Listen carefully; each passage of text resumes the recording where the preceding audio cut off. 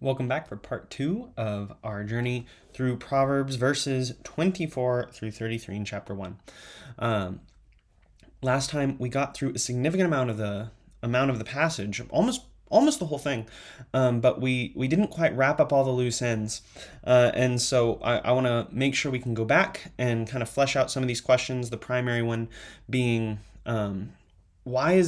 why and how is it appropriate for Lady Wisdom to mock, and then what that means, and how could it be wise to do that, as well as hashing out that very last verse.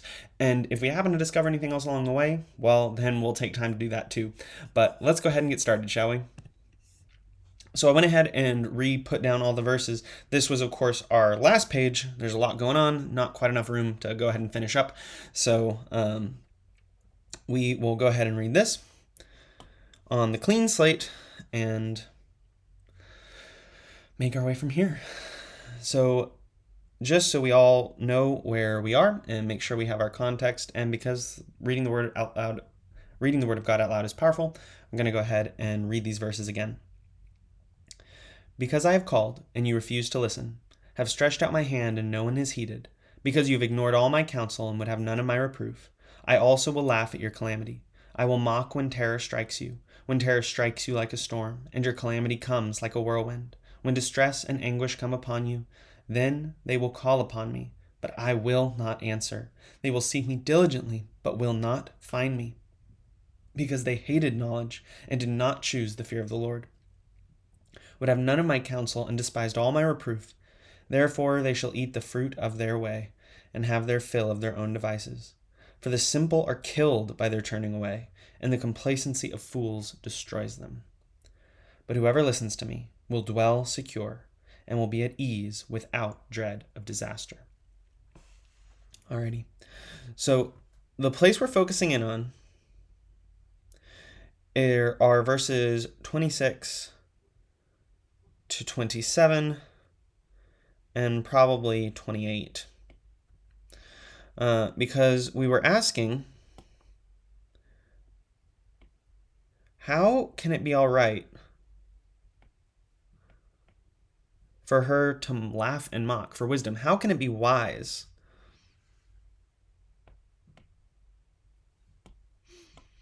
So, how can it be wise for wisdom to laugh and mock?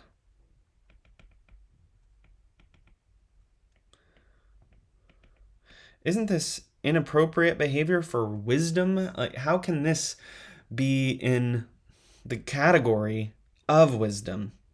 Because we would be tempted to say that maybe it's never a wise thing to laugh at someone, right? We probably wouldn't say, well, it's never wise to laugh.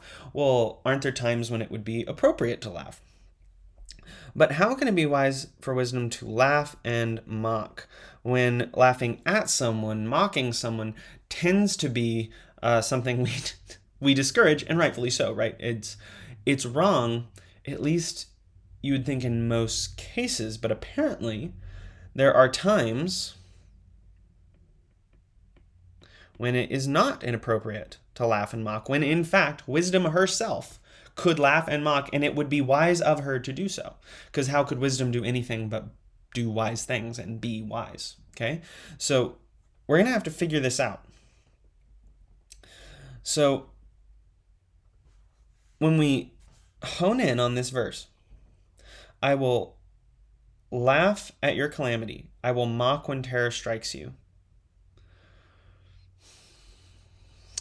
So she does say she'll laugh at the calamity that befalls them, not necessarily them. We might be splitting hairs too much, but she does say at your calamity. I will mock when terror strikes you, right? So she's not exactly laughing at them so much as the events, perhaps.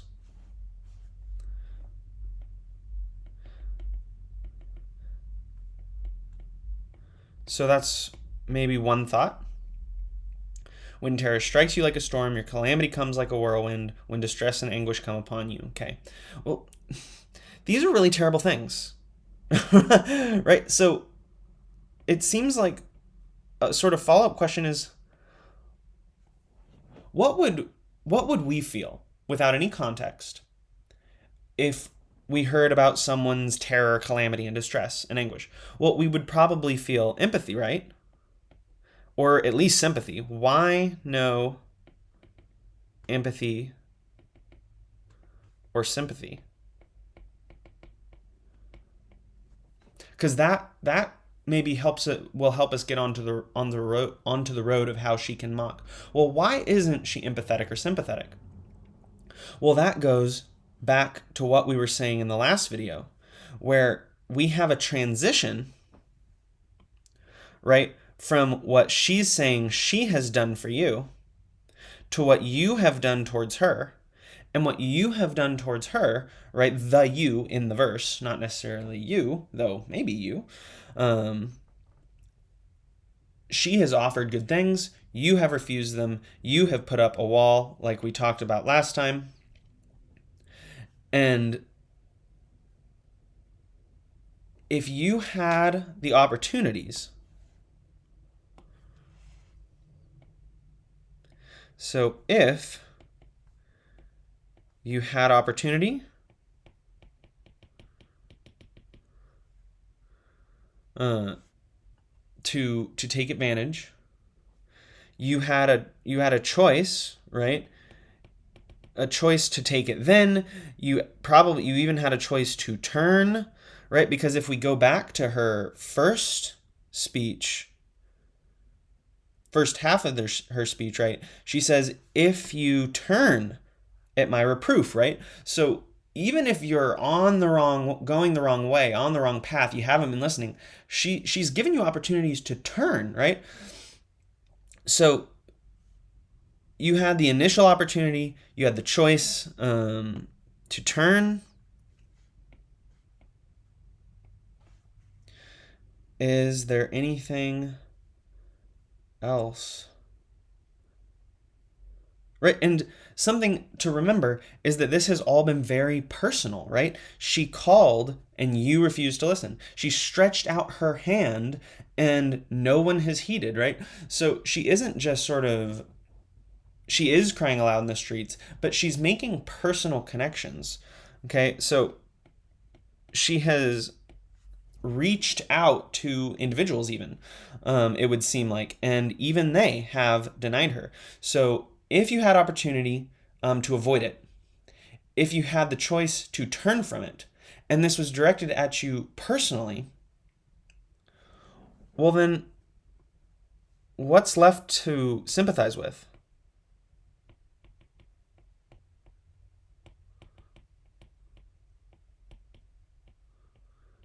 Right? Because what evokes our empathy and sympathy?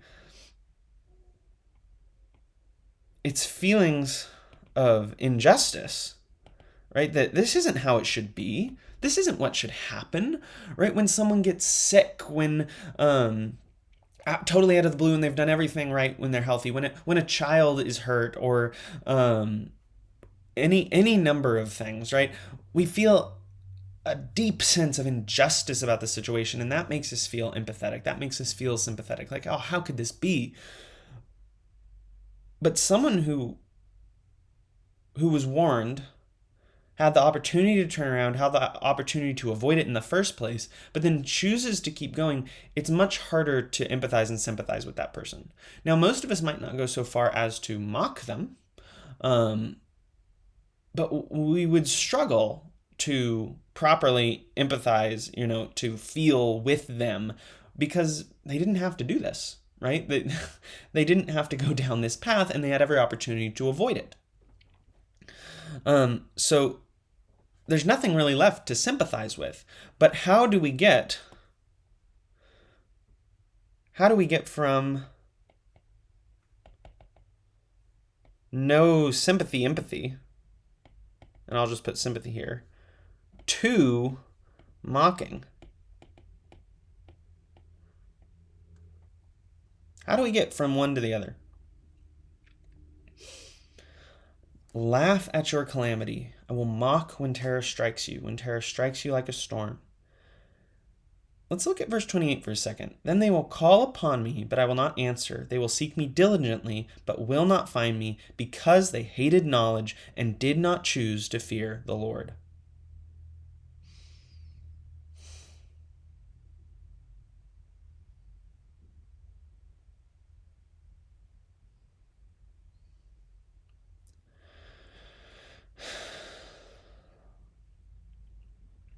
Okay.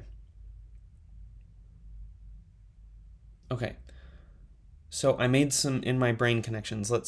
I will try and get them out onto the screen for us. So as I read that, the not choosing the fear of the Lord stuck out to me. And it reminded me that people who don't choose the fear of the Lord are proud people. You can go back and follow that line of logic from one of our previous videos.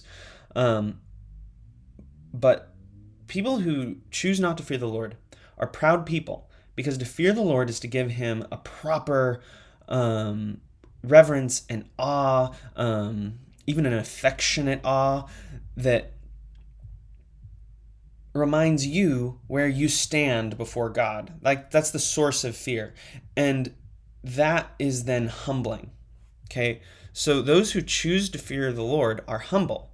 Those who did not choose to fear the Lord are the proud. Okay? And we know the Lord opposes the proud. But then I thought, okay, what do pride and mockery have to do with one another? Okay, so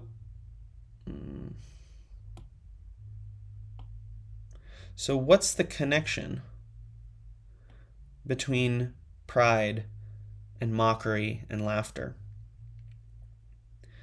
And it made me think, well, so proud people mock, okay? So proud people do mock. And that's not good, because they're doing it out of pride. But wisdom is mocking, and she's not proud. So is it proper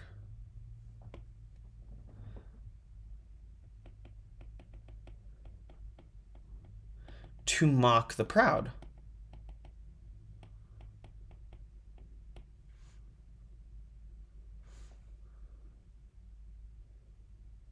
Because the proud hate to be mocked. They do mock, but they hate to be mocked.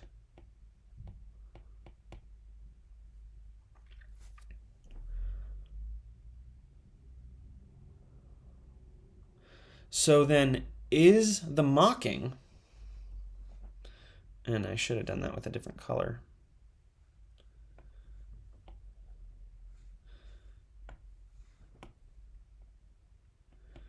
They hate to be mocked. But is the mocking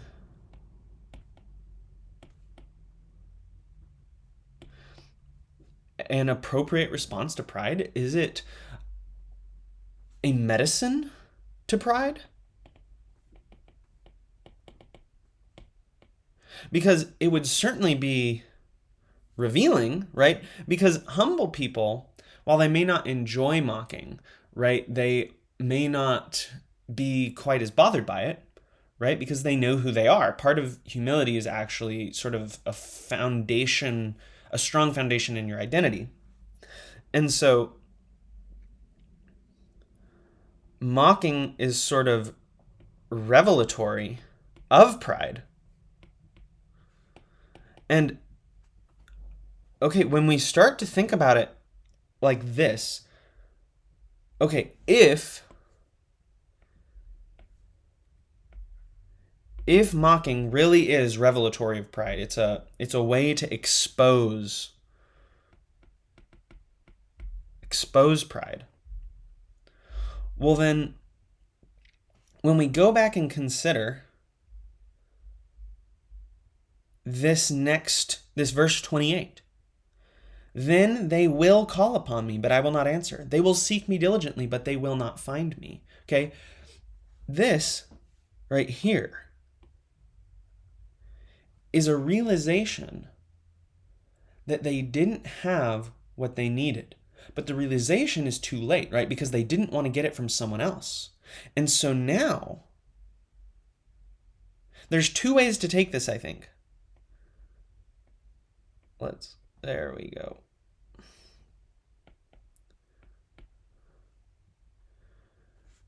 Now, they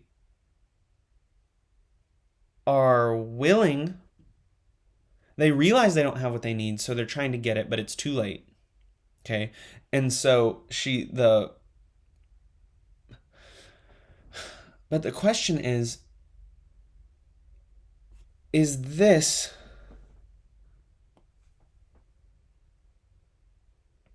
is the seeking humble? Right? Because it's that humility that's the beginning of knowledge. Or is it... And so maybe there aren't two ways here, or maybe I lost track of my thoughts, but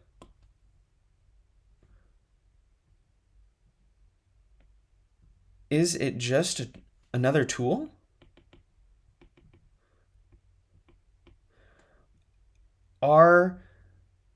Are they still trying to do it in their own power? Like, are we still skipping the humility step?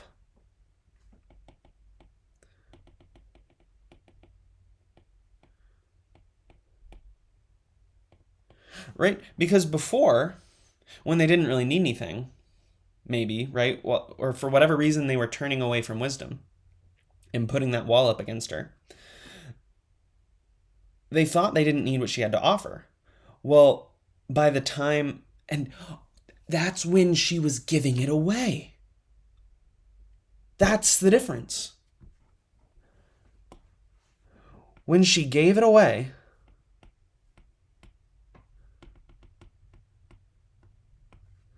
they didn't want it.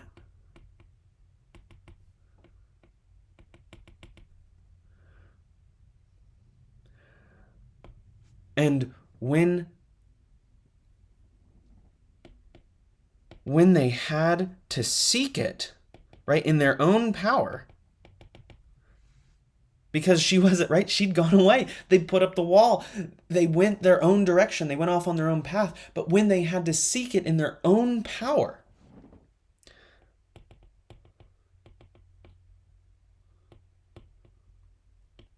then they wanted it.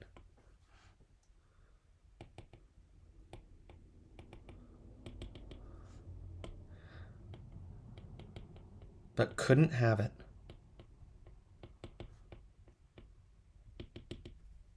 Because they had still skipped that first step. They leapfrogged over it. They were never willing to be humble. And so wisdom's mockery is the harsh, strong medicine that they would need if someone has gone down their own path, they've blocked out counsel, they've blocked out wisdom, they've gone down the path of blood, down the path of pride, unwilling to be humble. And then when they won't accept it as a free gift, but rather have to seek it out for themselves by their own strength to get... So, because they can provide what they need for themselves, even if that means searching out this woman who's far off, maybe it was a difficult quest, right? They go to this woman and they still aren't humble. And so she mocks them and she laughs at them because they spent this entire journey trying to get what they could have gotten for free.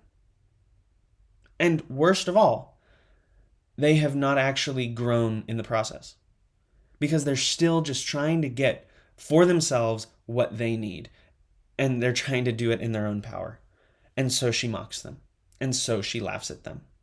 Because this is the greatest human folly, isn't it? Fighting for what could be freely obtained. Because we want to do it ourselves. We want to get things for ourselves that it is impossible for us to get for ourselves when they are just being freely given to us. And that's folly.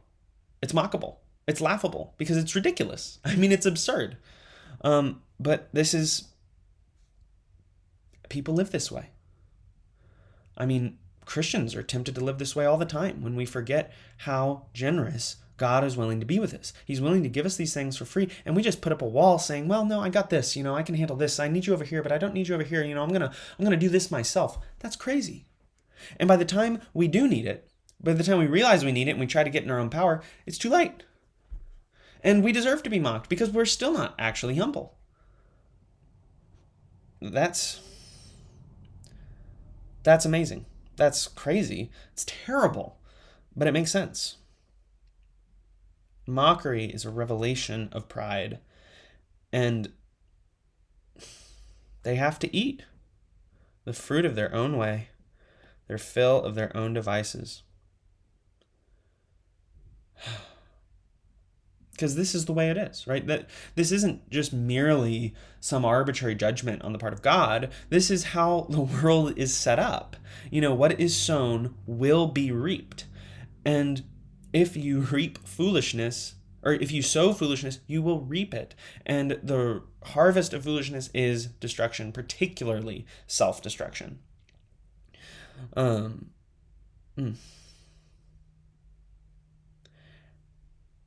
Thank goodness, though, that there is this very powerful transition word, right?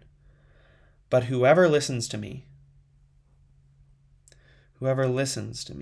will dwell secure, will be at ease without dread of disaster. Goodness, that's incredible. Because what's really interesting is that if we go back up here, right, we find, I didn't go up far enough. In the first half of Wisdom's Cry, right, that she says, if you turn, I will pour out my spirit and I will make my words known to you. She doesn't tell us anything else. She doesn't sweeten the deal here. But after revealing what will happen, what she will do if we are foolish, what the just logical course of events is, she reminds us that the end of one way is death, but the end of her way is dwelling secure, being at ease without dread of disaster. Whoever listens to me, right? Whoever begins that process, right? That process where we talked about listening for knowledge, gaining understanding, receiving those words, wrestling, being transformed, and giving out that which you have been given in its abundance. Wow. Whoever listens to me, right?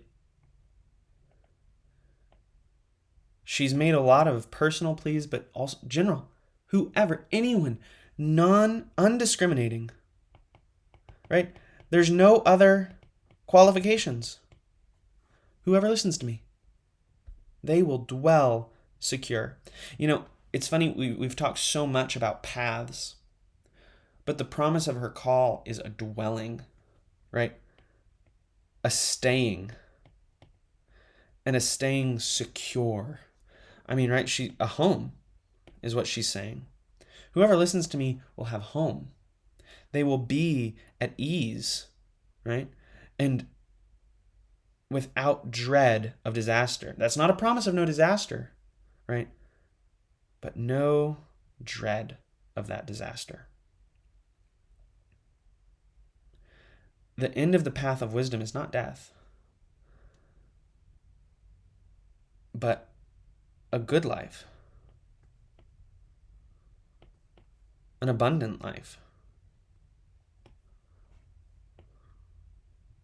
Right? She doesn't say there will be no walking, but you'll have a dwelling place. She doesn't say there will be no hardship, but that you will live at ease, right? That you won't be anxious, worried, caught up in that whirlwind of of difficulty, but you'll be at ease and you won't have to dread disaster, right? Those crazy things that happened, the storms and the whirlwinds, the calamity, the distress, those aren't things you have to dread. They may come, but there's no need to dread them. Why?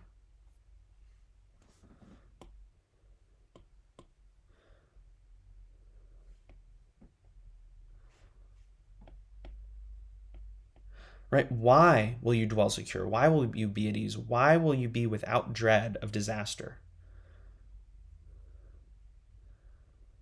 I think, first of all, because they won't be self-inflicted.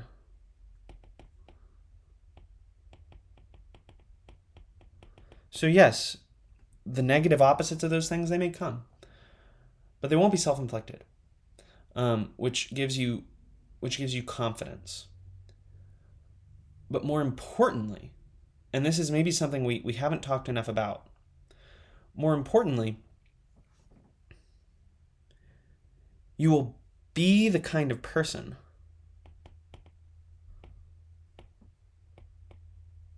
who can handle it, who can reckon with it. I like that better. Who can reckon with it.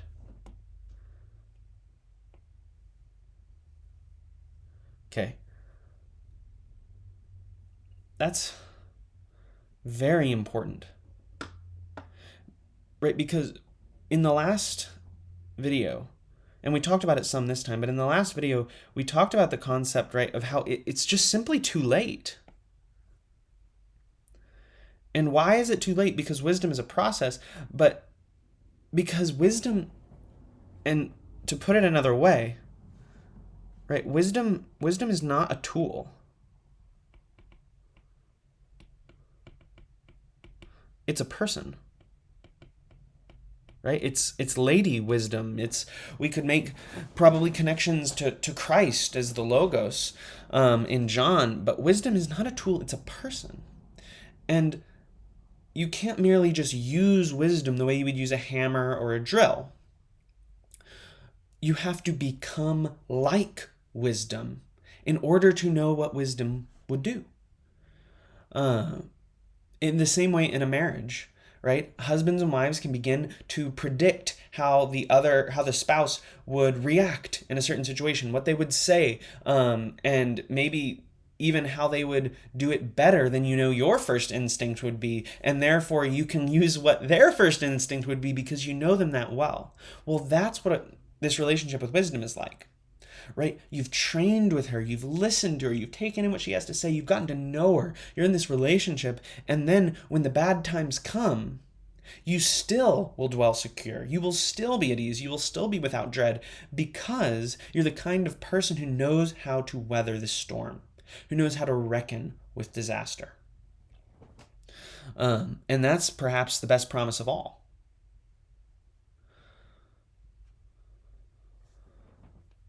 I don't know.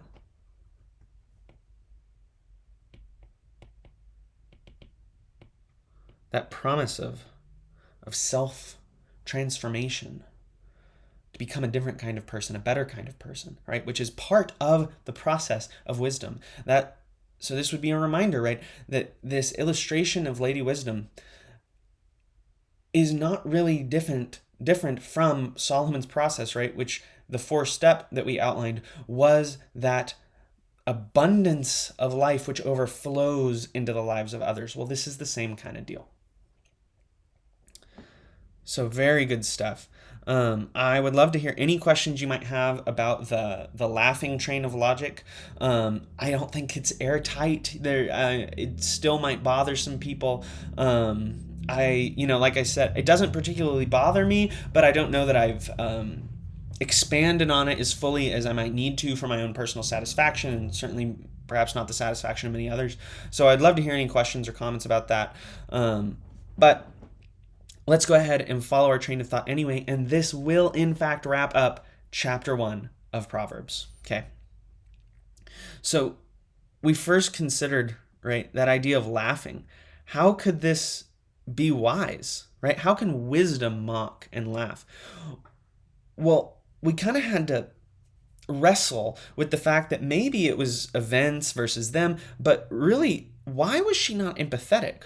Well, there was really nothing left to sympathize with because they had opportunity, choice, a personal invitation, but they didn't take any of it. And so it seems like there was no need, right? There was no injustice really that was happening. And so there was nothing really left to empathize with. And so then we had to consider, well, what kind of people are these, right? They're people who choose not to fear the Lord, which is to say, proud people. And pride and mockery have an interesting relationship, right? The proud hate to be mocked. And so, is it then proper actually to mock them? Are the proud mockable? Well, it may be right to mock them because mocking can expose the proud, right? The laughter can expose their pride because it is very likely, right? It is very likely that they have actually skipped that step of humility. Are they actually being humble, or are they still trying to do this in their own power? And we determined that, well, when it was free, they didn't want it. And so when they had to seek it themselves, they did want it. When they wanted to use it as a tool, but they couldn't have it at that point. And so it was too late to become the kind of person who could reckon with it, though they had the opportunity. And that is perhaps a way to actually get them to turn, right? If you can't recognize the problem, you can't turn from it. And so if someone needs to be mocked in order to turn from their pride and be humbled, then they need to be mocked. And therefore it may be wise to mock them. Because politeness is not a good enough reason to allow someone to continue in their own destruction. If mockery is required, it's required. And Lady Wisdom considers it required of the proud who, in their destruction, continue to seek in their own power the solutions to their problems. Mockable. It's ridiculous. You're finite. You're simple. You're not wise. How could you do it? You can't.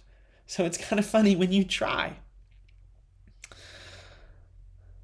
But her promise, right, is of dwelling, of home, of security. It's of a good and abundant life, and of becoming the kind of person who can rest in ease and dwell securely, who can be without dread, no matter the circumstances. Man, and that is certainly the kind of person I want to be. Man, the journey through chapter 1 has been extraordinarily enriching for me, and I really hope that you will continue to join me in our journey through chapter 2, because I'm sure it can only get better from here. Thank you for coming with me this far, and I hope to see you in the next video.